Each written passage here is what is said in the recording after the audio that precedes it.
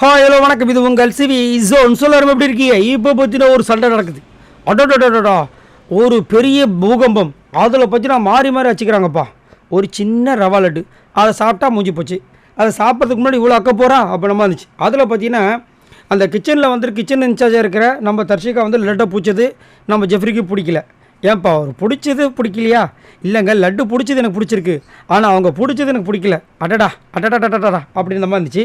சரி, ஓகே. அடுத்தது பார்த்தீங்கன்னா அந்த கிச்சனில் வந்துட்டு விஜே விஷாலும் முத்துக்குமரும் இருந்தாங்க. அந்த நேரத்தில் பார்த்தீங்கன்னா இந்த சண்டை வந்தவொடனே ஸ்ட்ரெயிட்டாக வந்தார் நம்ம ஆள்.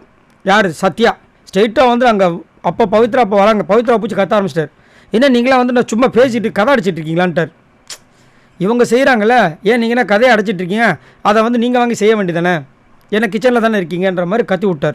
அது எதுக்காக அவர் கத்துனார்னா, ஜெஃப்ரி வந்துட்டு நான் என்னோடய கேப்டன் பதவியிலேருந்து அந்த ஒரு இதை நான் பிடுங்க போகிறேன், ஏன் நீங்கள் பிடுங்கிறதுக்கு முன்னாடியே சொல்லிட்டு செய்கிறீங்க, பிடுங்கன்னா பிடுங்க வேண்டியதுனே, பிடுங்க வேண்டியது அந்த ஃபோட்டோ கிடையாது, இங்கே இருக்கிறவங்களோட நிம்மதியை பிடுங்கன்னு நினச்சி அவர் வந்து செஞ்சிட்ருக்கார்.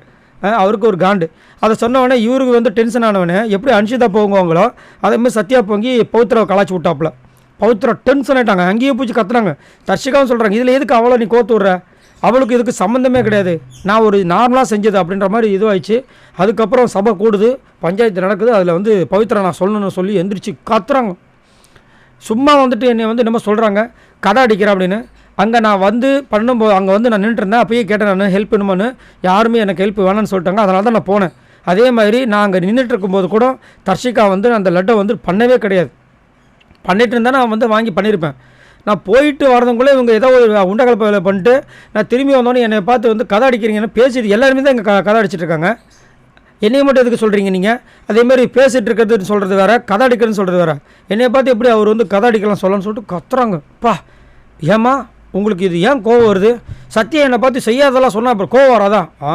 கோவம் வருதா? இப்போ கொஞ்ச நேரத்துக்கு முன்னாடி முத்து செய்யாததெல்லாம் சொல்லிட்டு அங்கே வந்துட்டு ஒஸ்ட் பர்ஃபார்மன்ஸில் யாருமே நாமினேட் பண்ணாமல் நீங்கள் மட்டும் நாமினேட் பண்ணிட்டு போனீங்களா? அப்போ அது வந்துட்டு என் மைண்டுக்குள்ளே இருந்தது. அப்போ இதுவும் அதே மாதிரி தானே, உங்களுக்கு வந்தால் தக்காளி சட்னி, மற்றவங்களுக்கு வந்தால் ரத்தம், சாரி மாற்றி சொல்லிட்டேன், உங்களுக்கு வந்தால் ரத்தம், மற்றவங்களுக்கு வந்தால் தக்காளி சட்னியாம்மா அப்படின்ற மாதிரி இருந்துச்சு.